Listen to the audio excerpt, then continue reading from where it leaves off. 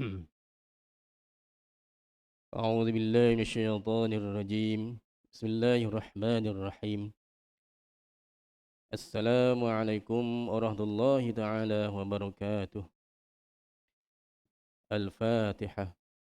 أعوذ من الشيطان الرجيم. بسم الله الرحمن الرحيم. الحمد لله رب العالمين الرحمن الرحيم مالك يوم الدين. إياك نعبد وإياك نستعين اهدنا الصراط المستقيم صراط الذين أنعمت عليهم غير المغضوب عليهم ولا الضالين. بسم الله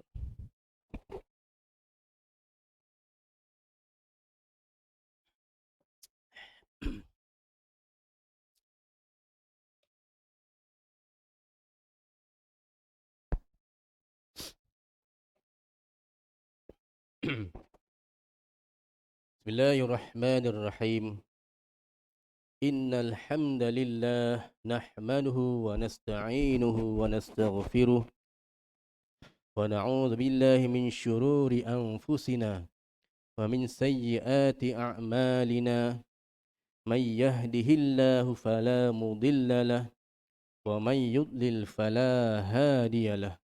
أشهد أن لا إله إلا الله وأشهد أن محمدا عبده ورسوله.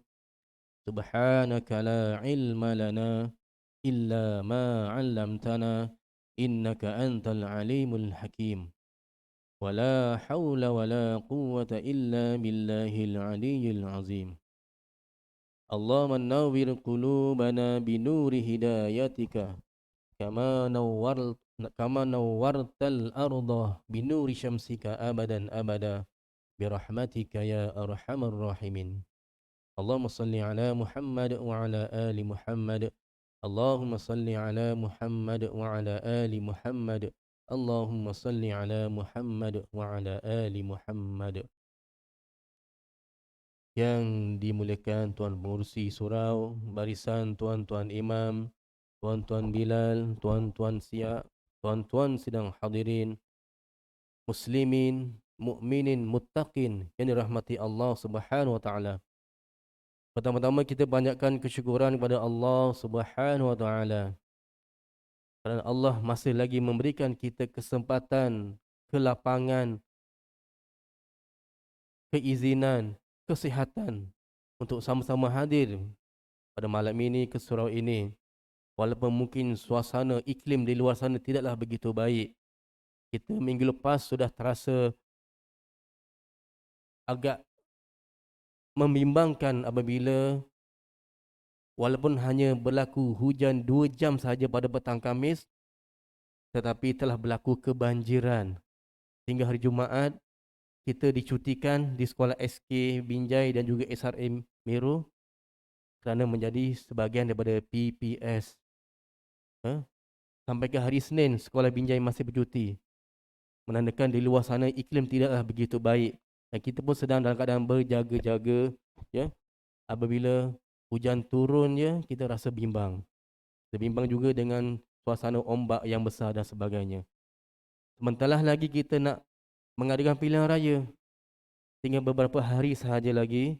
Ya, tanggungjawab tuan-tuan sebagai rakyat untuk memilih pemimpin. Pemimpin yang dirasakan boleh membawa tuan-tuan ke arah yang lebih baik. Kaedahnya ialah memilih pemimpin yang paling bermanfaat kepada kita dan Islam, ataupun sekurang-kurangnya memilih mereka yang paling kurang mudaratnya kepada kita dan Islam. Mana satu pilihan kalbu, tuan-tuan fikirlah sendiri. Kalau rasa lambang beruang itu lambang yang terbaik untuk difikirkan, maka pangkahlah. Tetapi tuan-tuan bertanggungjawab terhadap apa yang tuan-tuan buat. Di akhirat besok akan ditanya, kenapa kita pangkah tersebut? Pasti ada jawapan yang kita perlu berikan. Wallahu alam, sekadar pembuka bicara pada malam ini. Minta maaf suara tak begitu baik lagi. Sudah lebih 2 minggu. Mudah-mudahan Allah mungkin memberi kafarah kepada saya atas dosa-dosa yang lalu, sehingga diberikan sakit yang berpanjangan. Mudah-mudahan Allah memberi ampunan kepada saya. Baik, pada pertemuan yang lepas kita telah masih lagi membicarakan tentang penjelasan tauhid uluhiyah dan kita telah membicarakan tentang kesimpulan. Dan kesimpulan kita telah masuk pada nombor 7. Saya rasa tuan-tuan boleh rujuk pada buku di depan. Ada banyak buku di depan. Ya, boleh ambil. Mana ketua darjah boleh ambilkan. Serah pada anak-anak murid. Buka muka surat 77. Kita masuk nombor yang ke-8.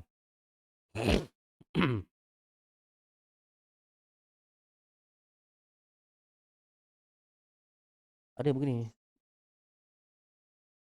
Akidah Ahlussunnah wal Jamaah. Banyak di depan tu. Sayang buku ada di depan, ditutup, baik kita sama-sama melihat. Jadi tuan-tuan boleh tahu, boleh lihat mana yang saya baca.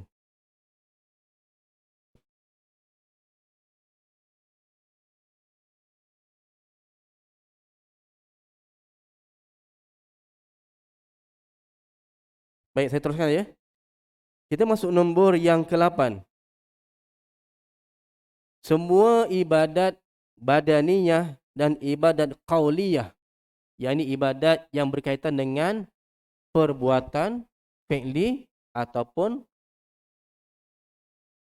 qauli, yang kita baca, yang kita sebut, ya, ibadat qauli dan juga fi'li, wajib dikerjakan hanya kerana Allah Subhanahu wa taala, bukan kerana yang lain.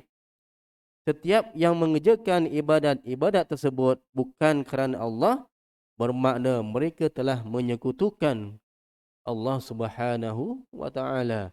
Ya. Dia punya percakapan, ya. Rukun qauli, contoh dalam solat, yang kita buat itu perbuatannya, rukuk, iktidal, sujud, semua itu hanya kerana Allah Subhanahu wa taala. Kita tidak niatkan sujud itu kepada makhluk yang lain. Tidak merujuk kepada pokok, dinding, matahari dan sebagainya. Ya, jika kita merujuk pada makhluk yang lain ketika rukuk dan sujud, maka itu telah berlaku perbuatan menyekutukan Allah Subhanahu wa taala. Buku surat 77. 77. Jumpa ya. Sab'atun wa sab'una.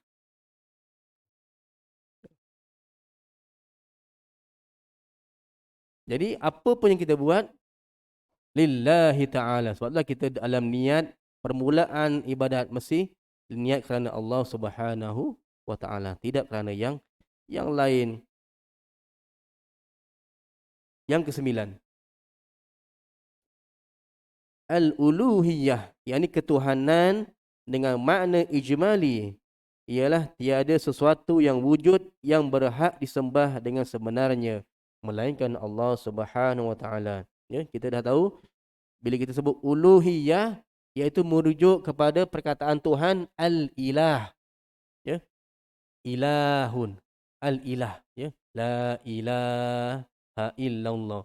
La, tiada, ilaha, Tuhan, illa, kecuali Allah. Ya, jadi di situ ilah itu merujuk kepada Tuhan, al-uluhiyah yang merujuk kepada Tuhan yang kita sembah, yang kita patuh, yang kita mengabdikan diri penyembahan hanya kerana Allah Subhanahu wa taala, tidak ada yang lain. Itu adalah sebagai satu pembuktian. Bila mana kita kata kita yakin dan percaya pada Allah Ta'ala, maka dibuktikan dengan ibadat sebagai pembuktian pengabdian kepada Allah Subhanahu wa taala. Kita sebagai hamba, Allah sebagai Tuhan. Selain pada Allah, semuanya adalah hamba. Walaupun mungkin di kalangan manusia ini ada yang tuan kepada hamba. Ya, mungkin sekarang dah tak ada hamba. Tapi zaman-zaman dulu ada hamba, ada tuannya. Contoh Bilal bin Rabah, seorang hamba, ada tuannya iaitu Umayyah namanya. Umayyah ini tuan kepada Bilal bin Rabah yang mana disiksa kerana mempertahankan Islam sehingga akhirnya beliau dibebaskan, dibeli oleh Abu Bakar As-Siddiq, lalu dibebaskan dia. Ya. Makna tuannya itu, Umayyah itu, walaupun tuan kepada Bilal bin Rabah, tetapi hakikatnya dia juga adalah hamba atau makhluk kepada Allah Subhanahu wa taala. Di sisi Allah Subhanahu wa taala, semua adalah hamba yang tidak ada beza melainkan takwa saja. Kamu hamba ke, kamu tuan ke, kamu pegawai besar ke, kamu perdana menteri ke, kamu penori getah ke, pada Allah yang paling utama adalah takwa kepada Allah Subhanahu wa taala. Inna akramakum indallahi atqakum.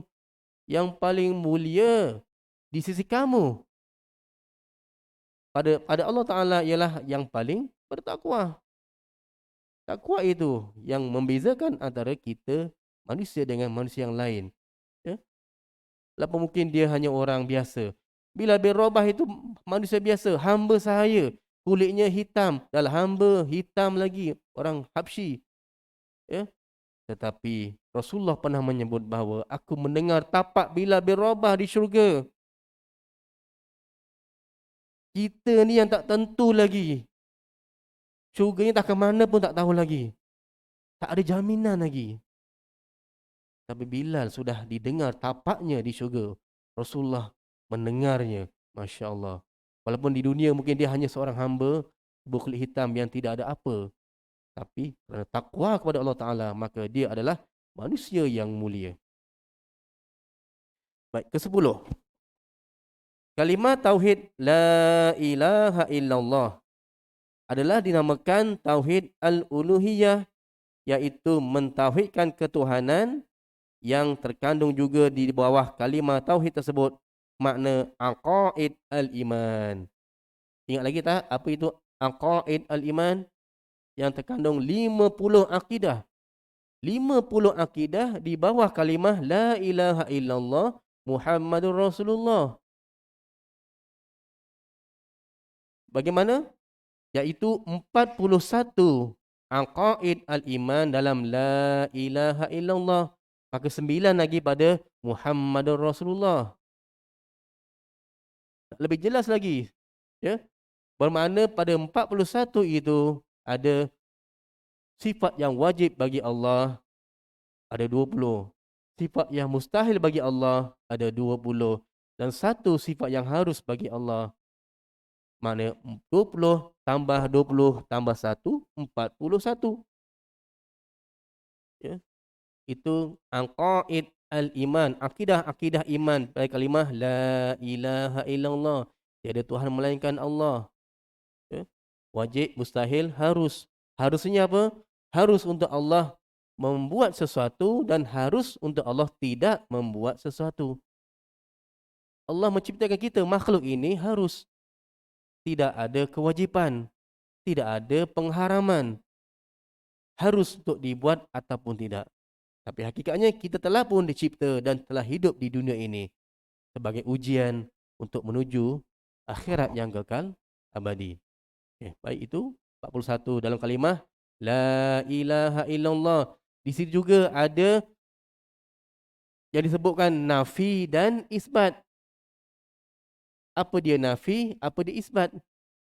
Nafi itu menafikan, isbat itu menetapkan. Nafinya ialah La ilaha, tiada Tuhan.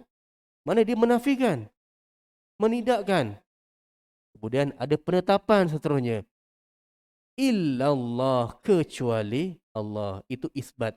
Nafi dan isbat. Ya? Jangan ingat lagu Dhamma Sutra je. Nafi dan isbat. Betul tak tuan-tuan? Oh, ustaz pun tahu juga. Tahu, saya dengar juga. Dengar-dengar macam tu je, tahulah. Nafi dan isbat ada disebut dalam lagu dia. Ya. Kadang-kadang lagu-lagu kita pun kelitahan juga.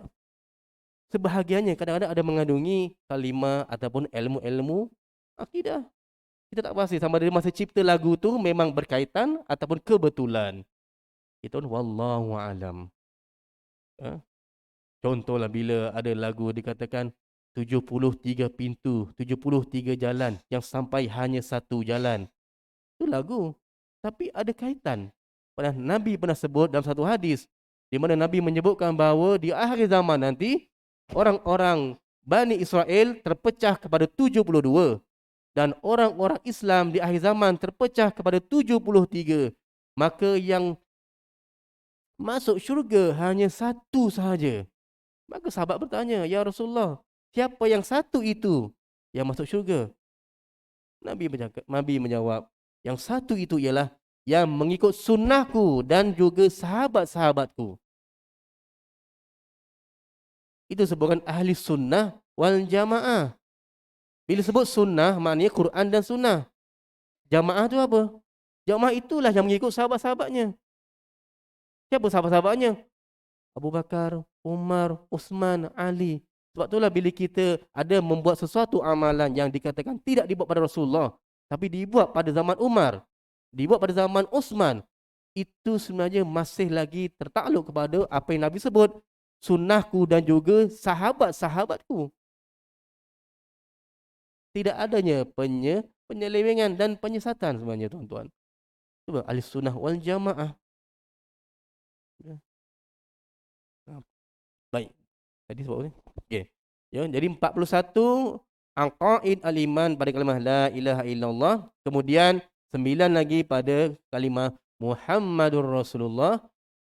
Nabi Muhammad itu pesuruh Allah. Sebab Nabi itu seorang Rasul, yang mana Rasul ada sifat yang wajibnya. 4 yang wajib, 4 yang mustahil, 1 yang harus. Ya. Yang 4 yang wajib apa? Tuan-tuan pun dah maklum, ya. Sidikun, amanah, fatonah, tablik, ya. Benar, jujur, bijaksana dan bijak sini. Kata bijaksana sini pula tak bijak. Bijaksana dan bijak sini. Dan juga menyampaikan. 4 yang mustahil lawan bagi sifat yang 4. Dan 1 sifat yang harus, iaitu harus bagi Rasul itu bersifat dengan sifat-sifat manusia. Sebab Nabi dan Rasul itu manusia biasa. Bukan dia alien, bukan makhluk asing. Dia tetap manusia biasa. Seperti kita. Makan, minum, tidur, berehat, berkahwin, pening, sakit. Lahir seperti biasa dan kemudian meninggal. Sebab dia manusia biasa. Cuma dalam sifat yang harusnya apa dia, tuan-tuan? Harus Nabi bersifat dengan sifat manusia, tetapi yang tidak menjatuhkan martabat sebagai seorang Rasul. Maksudnya sifat-sifat yang baik saja. Ya, manusia makan, Nabi Rasul pun makan. Manusia tidur, Nabi pun tidur. Ya, manusia berehat, Nabi berehat. Manusia pening, Nabi pun pening. Manusia sakit, Nabi pun sakit. Manusia ngula, Nabi tak ngula. Manusia penipu rasuah, Nabi tak penipu rasuah. Manusia temberang, Nabi tak temberang. Maksudnya sifat-sifat yang tidak baik itu yang boleh menjatuhkan martabat seorang Rasul, maka Rasul tidak buat. Tetapi sifat-sifat yang sebagai manusia biasa, maka Nabi juga melakukan seperti kita. Ya, jadi itu ya. Ya. 50 aqaid al-iman ataupun akidah dalam iman pada kalimah la ilaha illallah Muhammadur Rasulullah. Baik, yang ke-11 muka surat 78.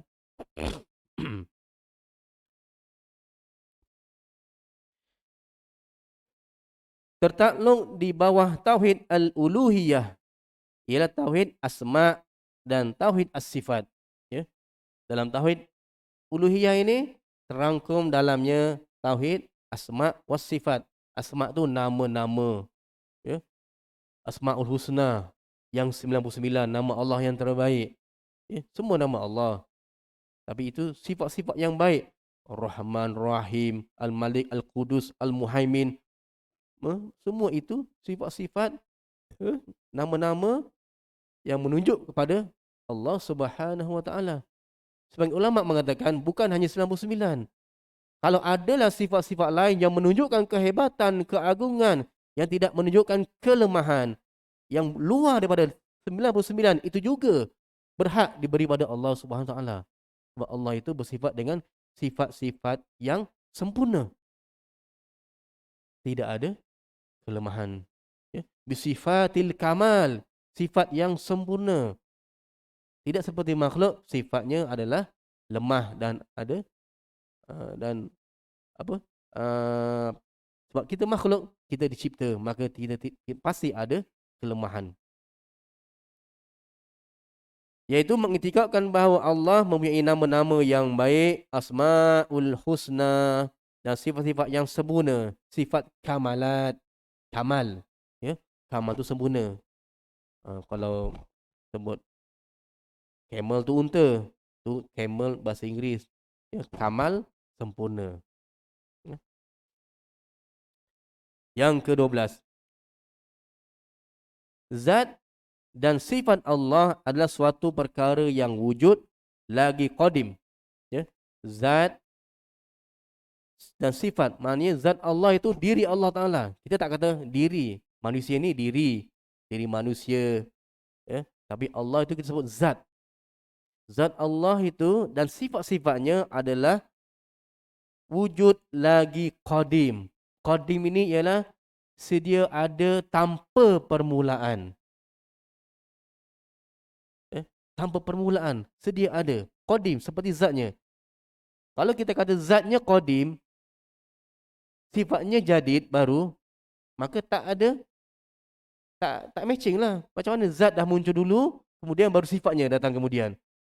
Baru datanglah dia punya sifat Ar-Rahmannya, Ar-Rahimnya. Kemudian maknanya zat itu dengan sifatnya adalah qadim, ya, wujud tanpa permulaan, tiada permulaan, ya, qadim, ya, bukan jadid. Kemudian zat Allah itu tidak tersusun daripada anasir-anasir. Anasir-anasir ni apa tuan-tuan? Kalau kita manusia ini, kita lihat diri kita dengan adanya mesti ada apa, tulang, daging, darah, air. Kemudian kena ada roh baru boleh menghidupkan jasad kita. Tetapi Allah tidak memerlukan itu semua. Ya, tidak ada anasir-anasir.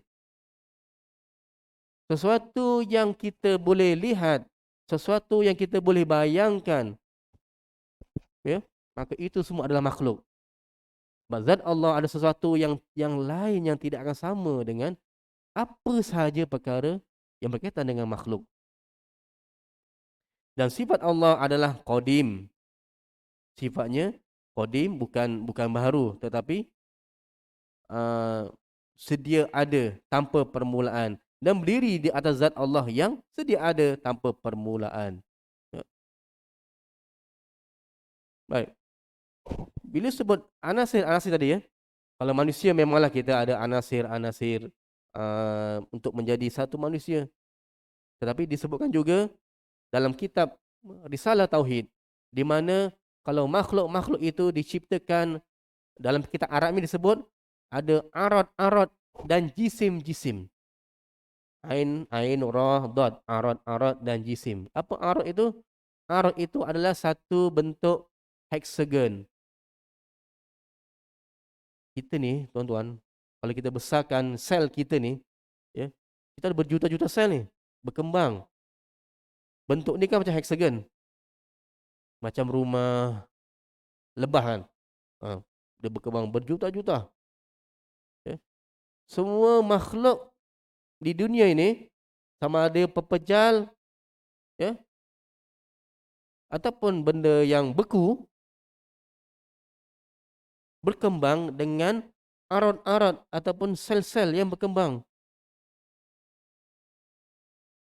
Dan dalam sel itu ada jirim-jirim. Atau kita sebut dalam sainsnya ialah ada molekul-molekul atom. Atom itu dalamnya ada proton dan neutron. Ini ada dari sains ya. Dia berkembang dalam setiap makhluk di dunia. Pokok ke, batu ke, manusia ke, dia punya perkembangan sel-sel itu. Ya. Tetapi nak memberitahu bahawa Allah tidak ada kena-mengena dengan arad-arad dan jisim-jisim, juga anasir-anasir yang ada pada manusia. Sebab dia adalah zat yang tersendiri, yang kita tak boleh nak bayangkan bagaimana keadaannya.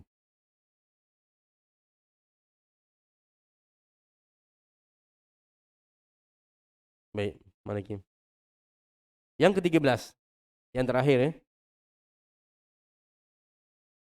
hakikat zat Allah dan sifat-sifatnya yang qadim, tidak seorang pun yang dapat mengetahuinya.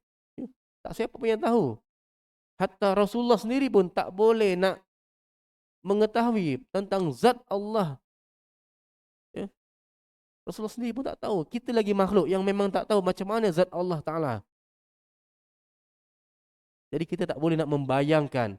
Kita hanya yakin dan percaya, tetapi tidak boleh nak membayangkan. Ya. Hakikat zat Allah itu dan sifatnya adalah qadim. Tidak seorang pun dapat mengetahuinya. Kerana zat dan sifat yang qadim itu tidak dapat diketahui oleh yang hudus. Hudus ni baru. Hudus tu baru maksudnya segala makhluk itu adalah hudus. Selain Allah Ta'ala yang mengetahui zatnya sendiri, maka makhluk-makhluk tidak ada satu pun yang boleh mengetahui zat Allah Subhanahu wa Ta'ala. Hakikat yang sebenarnya. Zat dan sifat yang qadim akan diketahui oleh yang qadim juga. Ya, ini Allah sendiri yang mengetahui sifat Allah yang qadim. Ya, tak macam kita. Kita ni adalah lemah makhluk. Nak kenal diri sendiri pun tak kenal. Betul tak tuan-tuan? Tuan-tuan boleh kenal tak diri tuan-tuan? Belum tentu kenal. Kalau saya tanya tuan-tuan, boleh nampak tak belakang badan tuan-tuan? Tak mampu nak tengok. Badan sendiri. Allah, apa kat belakang? Tak boleh nampak. Kena bantuan cermin. Maknanya tuan-tuan lemah. Nak tengok badan sendiri pun tak mampu. Eh? Apa ada di atas kepala tuan-tuan? Tak boleh nampak, tak boleh tahu kecuali orang bagi tahu. Ataupun tengok cermin, oh kat atasnya ada kutu rupanya. Betapa lemahnya kita. Ya, kita tak boleh nak melihat diri kita sendiri. Melainkan dengan bantuan makhluk lain. Sedangkan zat Allah Ta'ala, Allah sendiri saja yang tahu tentang zatnya sendiri. Tidak seperti kita, adalah lemah. Tak tahu lagi nak mengetahui diri kita sendiri yang lemah ini. Ya, beza. Dan dalam membincangkan tentang sifat-sifat Allah Ta'ala, yang kita tahu, yang ada 20 tu kan. Allah bermula dengan wujud, qidam, baqa kan.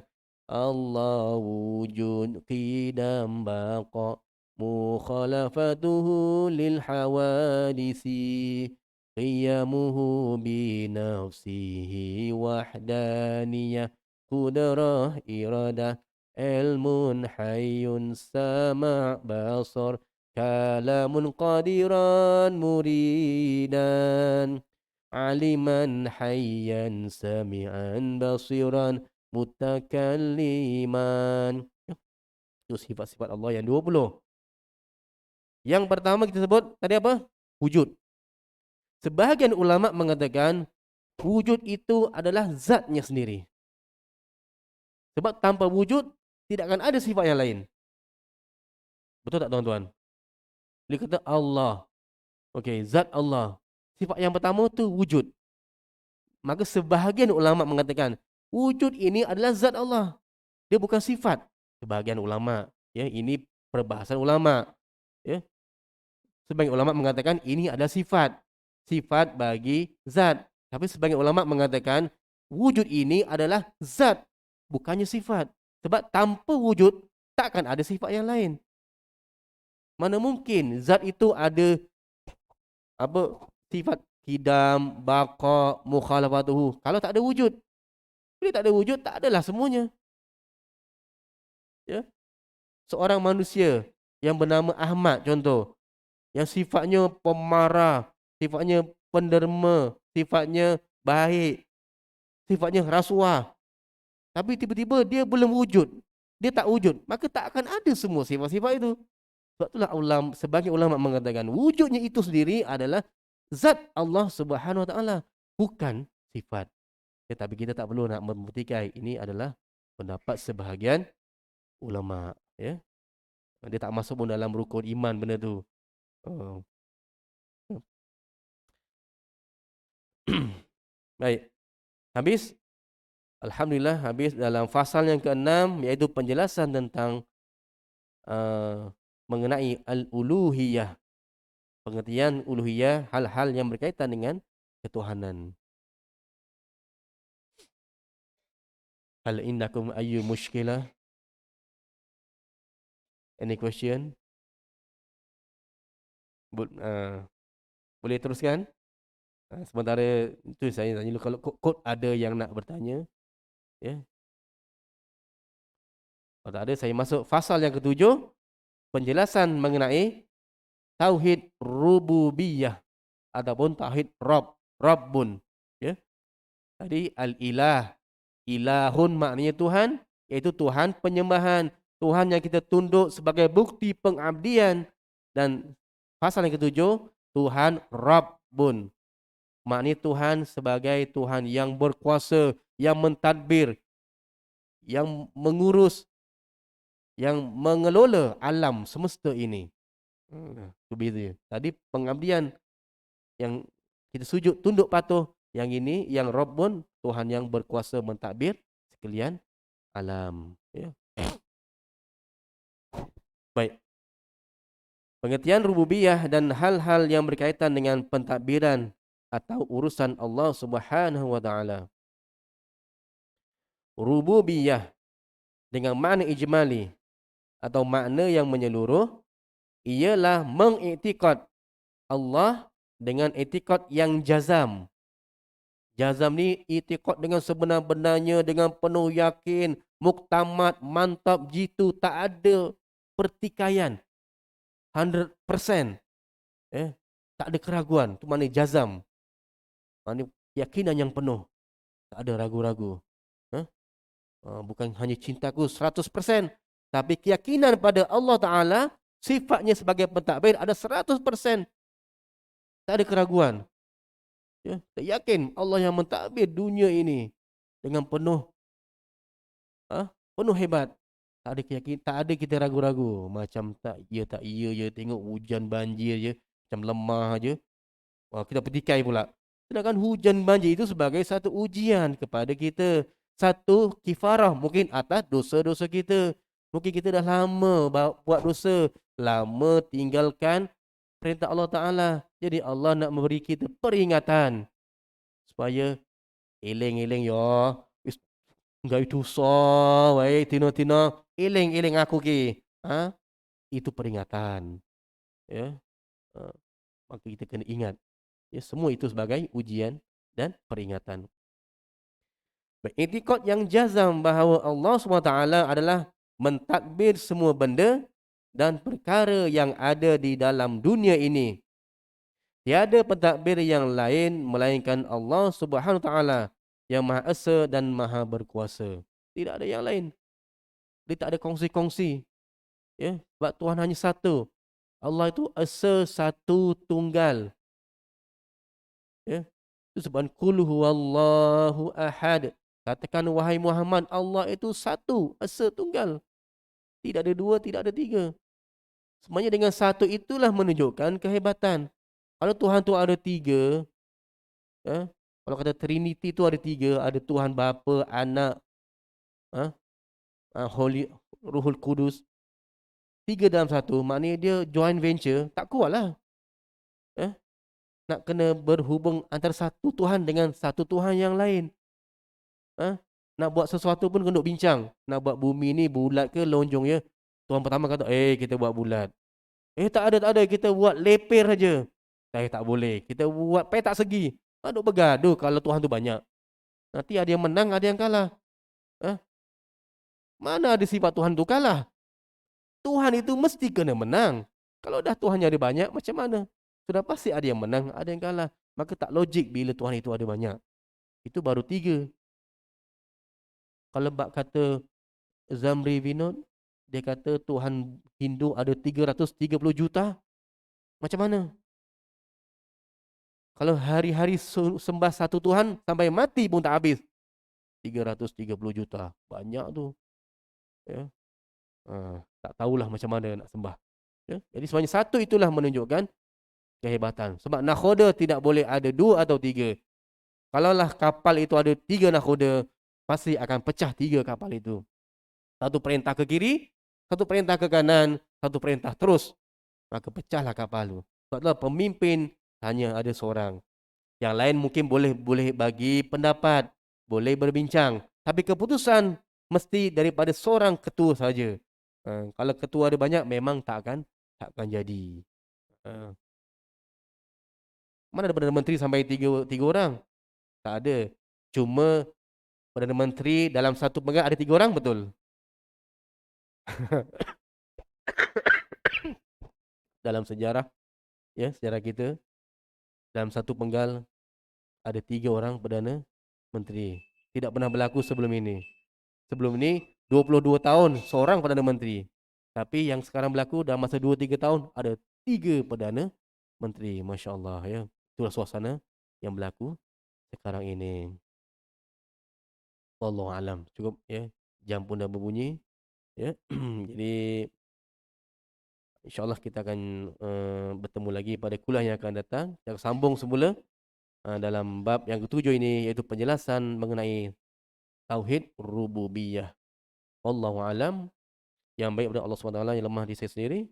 Di saya akhir yang baca tasbih kafarah dan surah Al-Asr. Subhanakallahumma bihamdi, subhanakallahumma bihamdika, asyhadu an la ilaha illa ant, astaghfiruka wa atubu ilaik. Bismillahirrahmanirrahim. Al-Asr. Innal insana lafi khusr.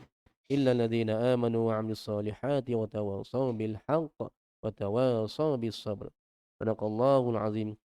Akhirul kalam. Wassalamualaikum warahmatullahi taala wabarakatuh.